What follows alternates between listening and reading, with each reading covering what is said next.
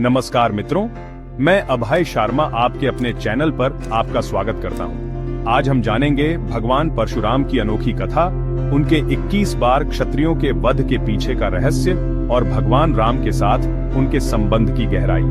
तो आइए इस अद्भुत कथा की शुरुआत करते हैं।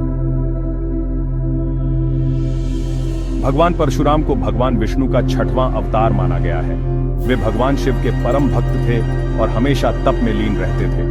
उनकी भक्ति को देखकर स्वयं महादेव ने उन्हें अमृता का वरदान प्रदान किया था।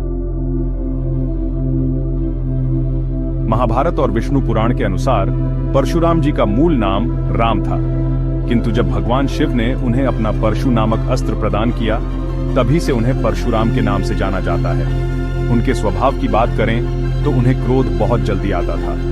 क्षत्रियों के प्रति अपने क्रोध के चलते ही उन्होंने 21 बार धरती को क्षत्रिय विहीन कर दिया था। भगवान विष्णु ने परशुराम के रूप में 6वां अवतार मदांध सहस्त्रबाहु को सबक सिखाने के लिए लिया था। सहस्त्रबाहु का वास्तविक नाम अर्जुन था। उन्होंने भगवान दत्तात्रेय को अपनी तपस्या द्वारा प्रसन्न करके उनसे 10,000 हाथों का आशीर्वाद प्राप्त किया था। इसके बाद से ही उन्हें सहस्त्रार्जुन के नाम से जाना जाने लगा।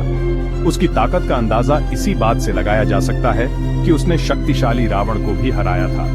सहस्त्रार्जुन ने अपने घमंड में चूर होकर धर्म की सभी सीमाओं को लांघ दिया।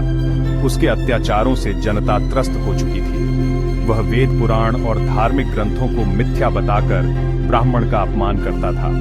ऋषियों के आश्रम को नष्ट करता, उनका अकारण वध करता, यहाँ तक कि उसने मदिरा के नशे में चूर होकर स्त्रियों के सतीत्व को भी नष्ट करना शुरू कर दिया था। भगवान परशुराम ने क्यों किया सहस्त्रार्जुन का वध? एक बार सहस्त्रार्जुन अपनी पूरी सेना के साथ जंगलों से होता हुआ जमदग्नि ऋषि के आश्रम में विश्राम करने के लिए पहुंचा। महर्षि जमदग्नि ने भी उसका खूब स्वागत सत्कार किया।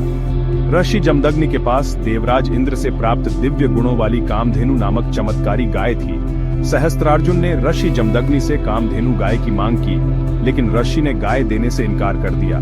इस पर सहस्त्रार्जुन ने क्रोध में आकर ऋषि जमदग्नि के आश्रम को उजाड़ दिया और कामधेनु गाय को अपने साथ ले जाने लगा। लेकिन तभी कामधेनु सहस्त्रार्जुन के हाथों से छूटकर स्वर्ग की ओर चली गई। इसके बाद जब भगवान परशुराम अपने आश्रम पहुंचे तो अपने आश्रम को तहस नहस देखकर क्रोध में आ गए और उन्होंने उसी वक्त सहस्त्रार्जुन और उसकी सेना का नाश करने का संकल्प लिया। परशुराम भगवान शिव द्वारा दिए महाशक्तिशाली फरसे को 7 प्रचंड बल से सहस्त्रार्जुन की हजारों भुजाएं और धड़ परशु फरसा से काट कर उसका वध कर दिया। इस कारण किया क्षत्रिय वंश का नाश।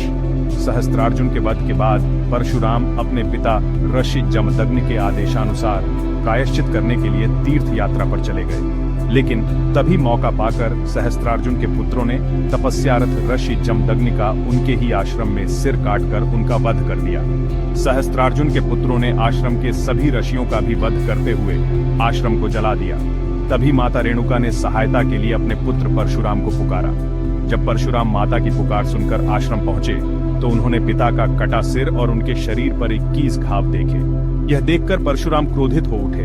उन्होंने शपथ ली कि वह है वंश का ही नहीं बल्कि समस्त क्षत्रिय वंशों का 21 बार संहार कर भूमि को क्षत्रिय विहीन कर देंगे। उन्होंने अपने इस संकल्प को पूरा भी किया था, जिसका उल्लेख पुराणों में भी मिलता है। तो दोस्तों, ये थी भगवान परशुराम की अद्भुत कथा, जिसमें धर्म, न्याय और कर्तव्य की गहराई छिपी है। अगर आपको ये वीडियो पसंद आया हो तो लाइक करें, शेयर करें और चैनल को सब्सक्राइब करना न भूलें। मैं अभय शर्मा आपसे विदा लेता हूँ। फिर मिलेंगे एक और दिलचस्प कहानी के साथ। धन्यवाद। जय परशुराम, जय मां रेणुका।